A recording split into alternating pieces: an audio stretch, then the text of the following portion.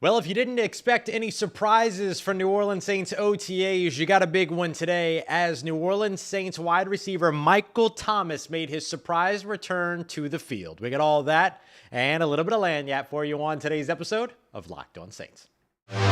You are Locked On Saints, your daily New Orleans Saints podcast, part of the Locked On Podcast Network, your team every day.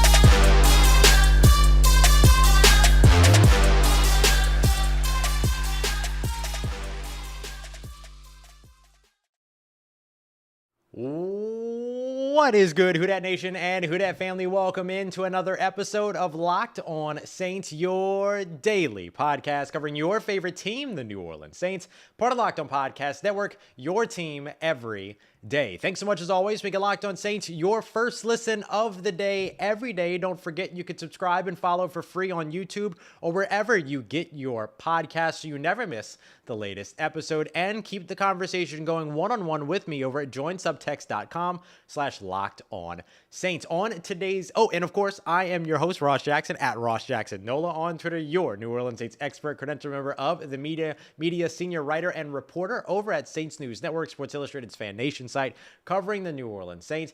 And of course, you can find me every Tuesday on Locked On NFL and here with you every single Monday through Friday on Locked On Saints. Now, on today's episode, we got some clarity on DeMarco Jackson, what the New Orleans Saints see as the vision for him, how he has been working with the New Orleans Saints defense. We're also going to take a look at how the Saints have been building communication about the offensive and defensive sides. But first, we got to start off with the big news of the day, and we get to start off with the biggest news of the day. New Orleans Saints wide receiver Michael Thomas making his return to the field during OTA practice day.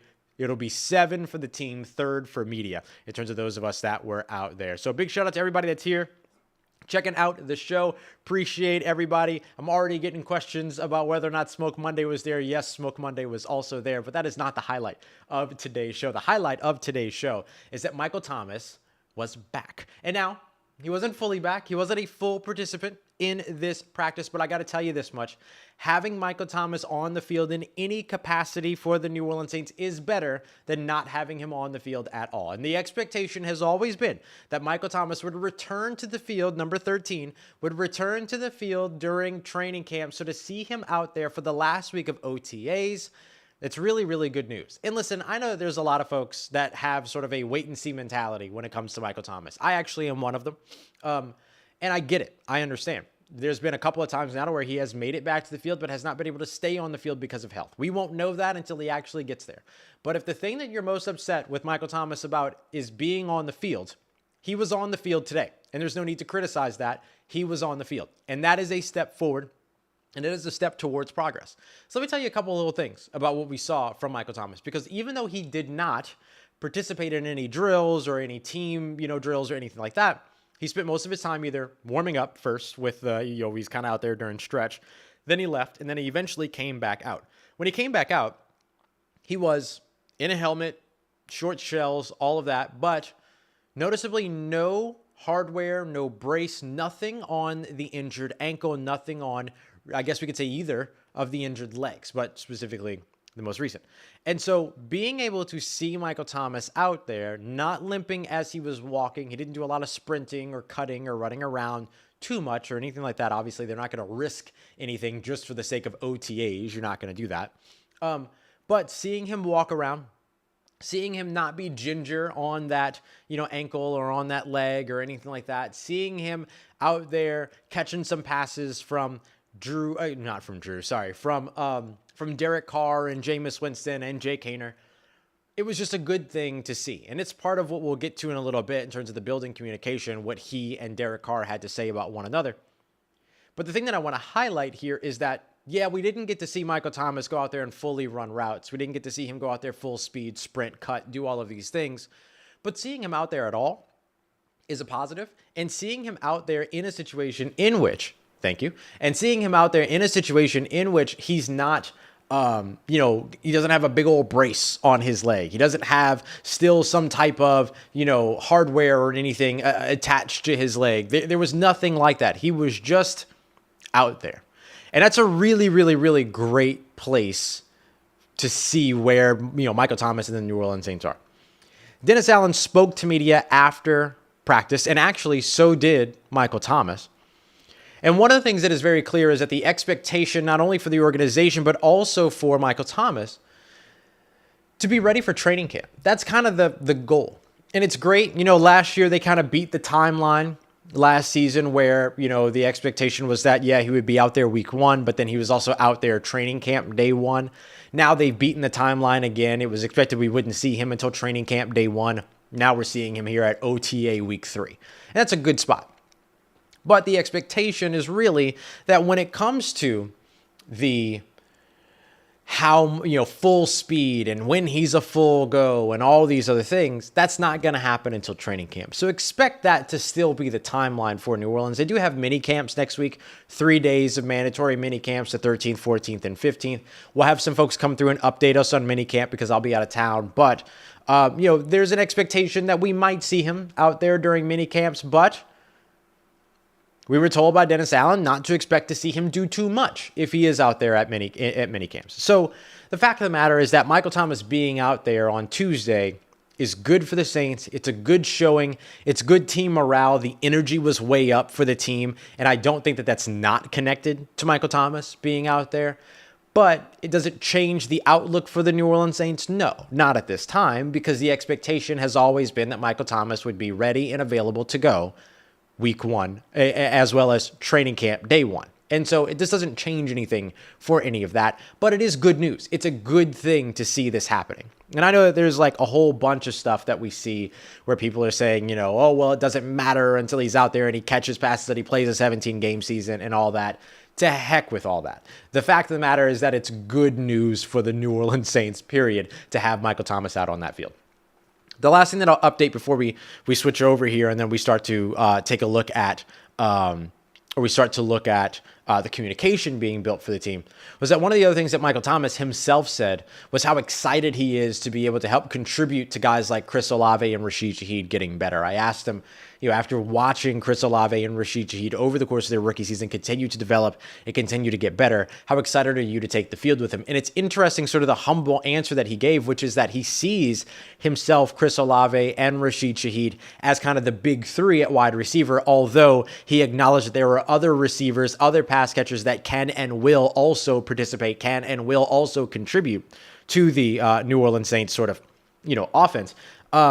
But that his role and the way that he sees it is that he's so excited to figure out where he fits in with Chris Olave and Rashid Shaheed, which I thought was interesting choice, because when you think about Michael Thomas being Michael Thomas, you think about, okay, everybody's got to fit in around Michael Thomas. But now Michael Thomas is coming in and saying that he's part of something that is bigger than him. And he is in a situation to where he's looking at, how do I add to what these talented players also already bring to the field? So it's a really, really good sort of, and he also mentioned, thank you, Connor B, that he also mentioned that he took those guys under his wing, that they're all from California. They were all working out together in California. They've been spending a lot of time over the course of the past couple of off seasons. So just really, really cool stuff to see. Let's go over now what Michael Thomas actually did on the field, why it matters, and how he's continuing and beginning, rather, to build that communication with Derek Carr. Because believe it or not, even though Michael Thomas surprised all of us by showing up for today's OTA practice, it's not the first time that he and Derek Carr got the opportunity to throw together this offseason. Let's get to that as we continue on with today's episode of Locked On Saints, part of Locked On Podcast Network, your team every day. All right, family, today's episode of Locked On Saints brought to you by our friends over at FanDuel, America's #1 sportsbook. Maybe you want to get in on the NBA Finals early odds for the New Orleans Saints, who are favored week 1 against the Tennessee Titans. They're also favored to win the NFC South. They're not far off or long favorites at all to win the NFC, although some would still consider that a bold prediction. Maybe that's a bold prediction you want to get in on. And if it's your first time ever at FanDuel, they make it really easy for you to make such a bold claim to get started, because with your first bet, as long as you head over to FanDuel.com/lockedon, you're going to get a no-sweat first bet of up to $2,500. That's bonus bets that come back to you if your first bet doesn't hit, meaning that there's practically no losing with your first bet over at FanDuel. And they also have an app that's safe, super easy to use, super secure, and cashes out instantly. So you never have to wait around or hit a certain benchmark before you can start taking money out, because you know you're going to win. You know you're going to win. So head over to FanDuel today, FanDuel.com/lockedon. That way you can take advantage of that no sweat first bet of up to $2,500 in bonus bets if your first bet doesn't win. Once again, that's FanDuel.com/lockedon. Make every moment more with FanDuel, the official sports betting partner of the NBA.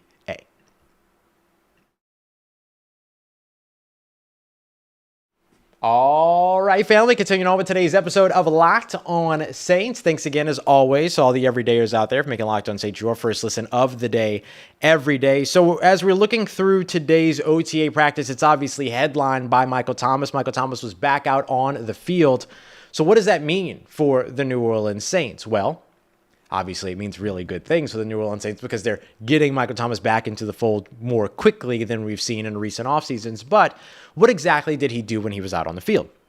So Michael Thomas, as I mentioned before, did not participate in team drills, 7-on-7 drills, individual drills, anything like that. It was actually something a little bit different, something unique that we don't often see when it comes to training camp practices and everyday practices and OTA practices and things like that.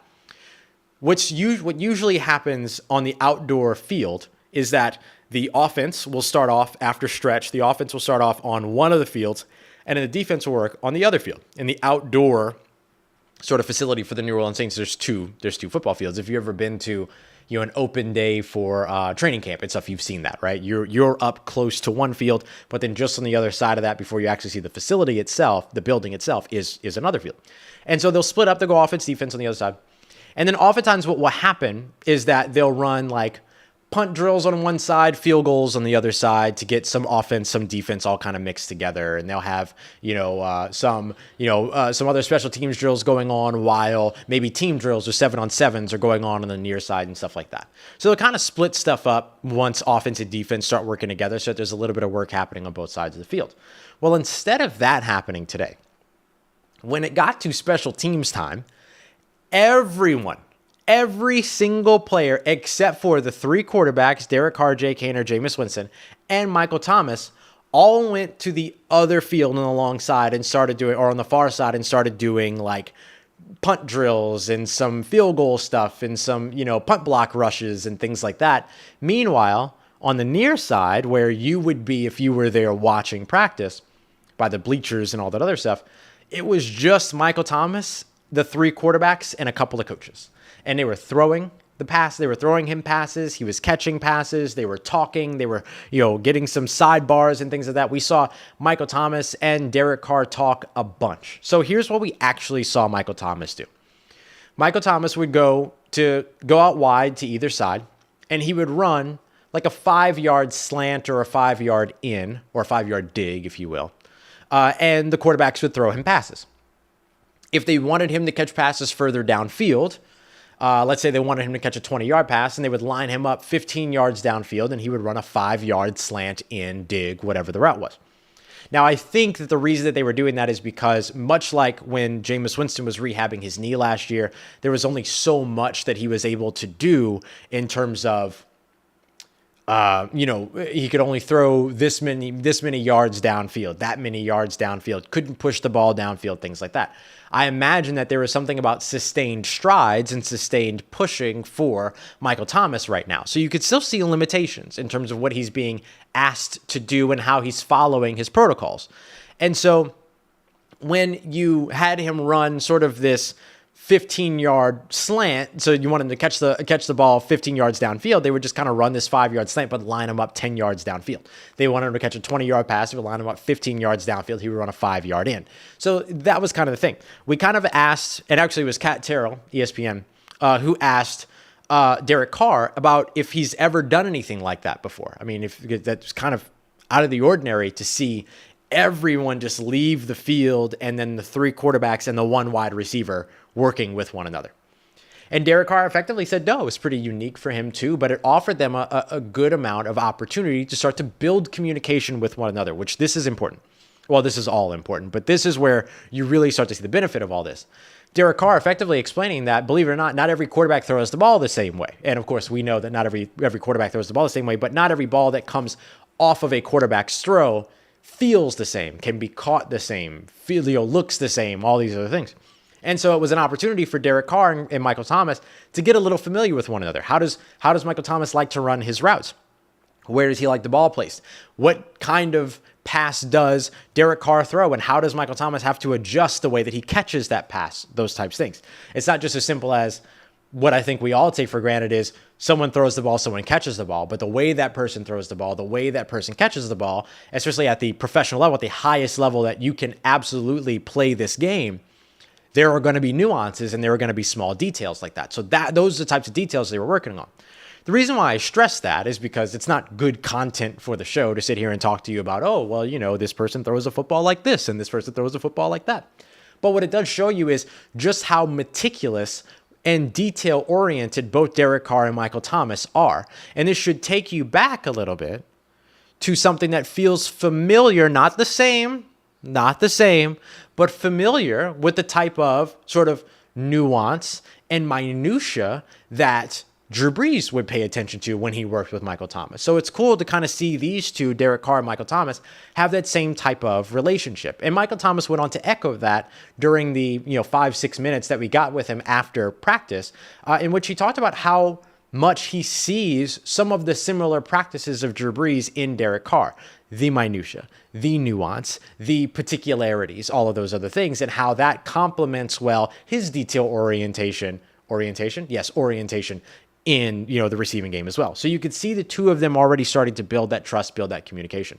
It's not the first time, however, that they've thrown passes to one another. Apparently, according to Derek Carr, he and Michael Thomas got to work out together yesterday as well. So Michael Thomas now 2 days in a row out on the field catching passes and working with Derek Carr. So that's more good news, because even though we're not going to be there tomorrow and Thursday, it's reasonable to expect that there will be a greater Michael Thomas presence throughout the rest of this week, or at least some Michael Thomas presence throughout the rest of the week that ends in time between he and Derek Carr.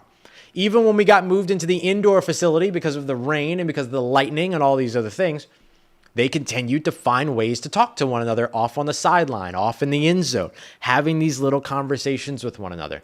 And those moments mean something. They mean a lot. And we didn't really see that last year with Michael Thomas and any of the quarterbacks that were, he was working with, whether it's Andy Dalton or Jameis Winston, early on during training camp last season, where those guys were kind of, he was moving all over the first team, second team. They were moving all over first team, second team, stuff like that. So it's great to see sort of that communication already starting to bud, that relationship already starting to bud with Derek Carr and Michael Thomas. The last thing that I'll highlight actually comes from Derek Carr, who said that he likes to talk to Michael Thomas and say, let's say that they're looking at a route, right?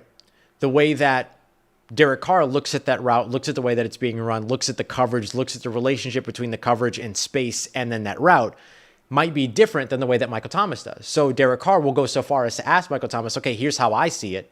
How do you see it? Explain it to me. Teach me how you see it so I see it the same way that you do. But then he would take that a step further. Not only, hey, Mike, tell me how you see it, but hey, how did Drew see it? You guys had a lot of trust. How can I see it the way that Drew saw it so that I can give you what you need? That's how detailed this relationship is becoming when it comes to Derek Carr and Michael Thomas. And that's great news. Michael Thomas was a big part of recruiting Derek Carr to New Orleans. Derek Carr was a big part of Michael Thomas staying in New Orleans. And now they're already out on the field getting work together before training camp even opens up. That's fantastic, fantastic news for the New Orleans Saints. Can Michael Thomas stay healthy? Can he play through 17 games? Can he play through 10 or more games? That remains to be seen. But what we're seeing right now is exactly, and actually more than what we expected to see, but exactly what we should be seeing right now from these two players and from this New Orleans Saints organization. Coming up next, we got further clarity on DeMarco Jackson, and I might just have a little bit more about Michael Thomas to talk about as well as we continue on and wrap up today's episode of Locked On Saints, part of Locked On Podcast Network, your team every day.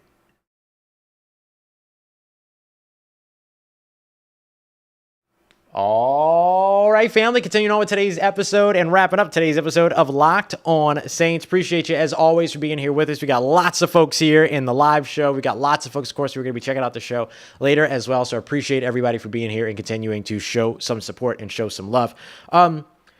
I want to get to DeMarco Jackson real quick and just kind of highlight the new role or the larger role that he's taking, because he's been a player that we've been watching over the course of the entire offseason. And actually, when we did our episode Tuesday morning, around what we're looking for on the defensive side from OTAs for the New Orleans Saints. One of the things that we highlighted was, how does DeMarco Jackson continue to fit in? How does he continue to build? And one of the big pieces to that is, what is the role that he's being asked to do? So instead of him being just like the third linebacker, love you too, Nola Gang. Instead of him just being like the third linebacker that's kind of the strong side guy or whatever, he is playing a little bit more of a off-ball role. He's effectively Demario Davis's backup. And that's pretty surprising for a guy that has a ton of talent, don't get me wrong, but that missed the 2022 season. So my highlight around DeMarco Jackson throughout OTAs has been, wow, the Saints are really putting him in a lot of positions to be able to immediately contribute and to have a large role. He didn't play in 2022, which means whatever he has done in terms of his rehabilitation, staying up to date on the playbook, remaining, dedicated to the team, showing up when he can, and also what they have seen in terms of his recovery and his process and his development must be really, really good. And so that's the big takeaway here. DeMarco Jackson has done so much good work over the offseason that it's almost as if he didn't miss a season.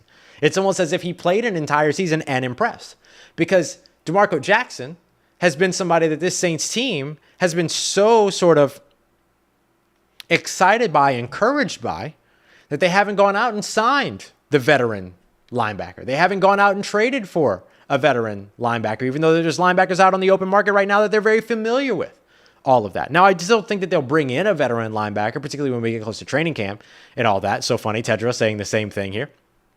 I absolutely see that being the case. The Saints always bring in linebackers, James Laurinaitis, Nigel Bradham. They always bring in linebackers over the course of training camp. They always bring in running backs over the course of training camp as well. This is a team that once brought in Champ Bailey for a cup of coffee. Like, they will bring in veteran players at positions of need for sure. But the faith in DeMarco Jackson is apparent. And I mean that not only because of the fact that they haven't gone out and signed that veteran linebacker, but also the role that they're asking DeMarco Jackson to play, because he's not just out there playing a weak side coverage role. No, he's playing a Mike role. He's playing a middle linebacker role. So here goes the question right here. Did Jay right on time? So would Jackson start at the Mike position? He wouldn't start at the Mike position, but he's going to primarily back up the Mike position, which means he becomes the guy with the communication device. He becomes the guy with the earpiece. He becomes the guy that calls the plays over on the defensive side and relays the defensive calls. So that's what they're trying to do with him. Now, if you remember, back when they drafted him out of App State last year, one of the big highlights around him was above the shoulders football. He's been a team captain for several years, 100+ tackles throughout his career, things like that. He has those moments rather in his career. What's going on, y'all? And of course has the sideline to sideline ability, the downhill roll. But when it comes to his role in college, it was a little bit more of an on-ball role. Go after the running back, rush the passer. And so we saw that 98 pass rush snaps in 2021, came up with 6 sacks during that season. I mean, consistently in the backfield and disruptive, put up a ton of pressures during that time as well. I think it was like 25 pressures that Pro Football Focus charted. So you can see that he obviously had a great role built for him as an on-ball linebacker and as a pass rusher at App State. But now the Saints are having him sort of play this off-ball role. And it's working. He's made some nice plays over on the defensive side. And so while Chris Olave is out there making highlight catches over Zach Bond, it was a little bit of a push-off during the practice today. I'm not going to lie to you. DeMarco Jackson's out there making good plays, breaking up passes, keeping up with tight ends, keeping up with receivers in the slot, keeping up with running backs out of the backfield, all that. So the way that I look at the way that I look at DeMarco Jackson is that he's somebody that they look at and say, okay, teach him how to call the shots on the offense. That way you have an option just in case something happens with Demario Davis. Just in case Demario Davis needs a playoff or something like that, or his helmet comes off and you got to send somebody else in with the communication piece and you don't want to burn a timeout. No problem. DeMarco can do that. That's kind of the role that they're building for DeMarco Jackson for right now. But I am very interested to see if he ends up still finding opportunities on the Saints defense, especially if he can show his ability as a pass rusher, and especially if he can continue to show his ability as a run stopper and as a downhill tackling player. All right, my last thought on Michael Thomas here. The focus for Michael Thomas right now is to get him back and ready to go for training camp. So why be excited about him showing up at OTAs? I think there's three. I think there's three very clear things. The first piece, and maybe the largest piece, is that it's good injury news, and it's a good sign for the New Orleans Saints training staff that they were able to get Michael Thomas out ahead of schedule, well ahead of schedule. We're talking 2 months, a month and a half ahead of schedule, right? And so that's one big thing, is that's actually pretty good on the New Orleans Saints organization, New Orleans Saints medical staff, to be able to get him back out on the field. The second piece is Michael Thomas's health, dedication to the team, dedication to his rehabilitation. We know that there were some issues a couple of years ago with him and his rehabilitation and the miscommunication that came from it, him getting sort of the second opinion, the team's expectations weren't met, all these other things. It was a whole to-do. I'm not here to harp on it, remind you of it, anything like that. But what I am here to say is that this is massively different from that. This is very clearly a completely dedicated, completely motivated Michael Thomas that has done what he needed to do to get back out on the field, not just on time, but early as well. So I would give that number 2. Number 3, I think the thing that stands out as a good highlight for New Orleans is that communication factor between the quarterback and the wide receiver, and that we were right. We collectively, right? We're right. That Michael Thomas was indeed a big part of Derek Carr coming to New Orleans, and Derek Carr coming to New Orleans was a big part of Michael Thomas staying in New Orleans. He has a very good relationship with the front office. He has a very good relationship with the organization. I know that there are going to be people who are going to say otherwise, but everything that we have seen over the course of the past 2 years says that there is a good relationship there, and that there is not a situation to where the team doesn't like him but can't get rid of him. Of course they could. Or that he doesn't like the team but can't get his way out. Of course he could. He could do all the things that we watched Stephon Diggs do, that we watched DeAndre Hopkins do here recently, that we've seen from guys like, who was it, Levante David or Devin White over in Tampa, and work to, force their way out and all that. And instead of forcing his way out, he's bought himself in. And I think that is perhaps the most important piece of why it's so important that he was back out on the field on today. So we can't turn this one appearance into projected stats in 2023, although trust me, I would love to. And we might do that later. But while we can't turn it into that, we can turn it into what it is. Good news, good injury news, good news around the training staff, good news around the relationship between the organization and its stars, good news between the organization and a star that was previously conceived to be an embattled star with the organization. And of course, another feather in the cap, if you will, for Dennis Allen, who has just knocked off seasons out of the park over the course of the past 2 years. Now, none of that matters if you can't win during the regular season, and we need to see that here in 2023. But just very interesting. Dennis Allen shows up, and then all of a sudden, Michael Thomas is coming back. Jarvis Landry signs. Tyrann Mathieu shows up. Derek Carr comes through. The Saints don't get, left in the draft for the players that they want. They get guys that are all over their board. They move up, and they have one goal in the draft, which is to go in and get Chris Olave. What do? They go in, they get Chris Olave, all of that. So there is something to the positive nature of what's happening in New Orleans. Now, can they turn it into wins? We'll find that out starting in September. All right, y'all. I appreciate y'all so much, as always, making Locked On Saints your first listen of the day, every day, for being here for the live show. Bayou, James, Pull, what is that? Agnus, I think. Victor, Luke, Sean, Piano. I see y'all. I really appreciate everybody coming through for another live show. We're about 300 deep in the chat today, so that's super dope. So I appreciate it. Great news for the New Orleans Saints. Let's keep it up. We'll be back tomorrow morning with a new episode, pre-recorded. We'll be live again tomorrow night. Tomorrow morning's episode is going to be all about Michael Thomas some more, what it means, and how he potentially impacts guys like Chris Olave and Rashid Shaheed. Rashid Shaheed, by the way, not present at today's practice, so we'll be looking into that as well. So lots more OTA observations, updates, everything coming up for you first thing tomorrow morning, as well as, of course, later on tomorrow evening. So appreciate you so much for making me a part of your day, a part of your routine, for saying yes to me and this show over and over and over again. As always, please, if you see me, say hi. If you need anything else around your New Orleans Saints, make sure you follow me on Twitter at Ross Jackson, NOLA. Hit me up. Let me know how the family's doing. Let me know how you living. Let me know how you momming them. And trust Who Dat Nation, I'll holla at you.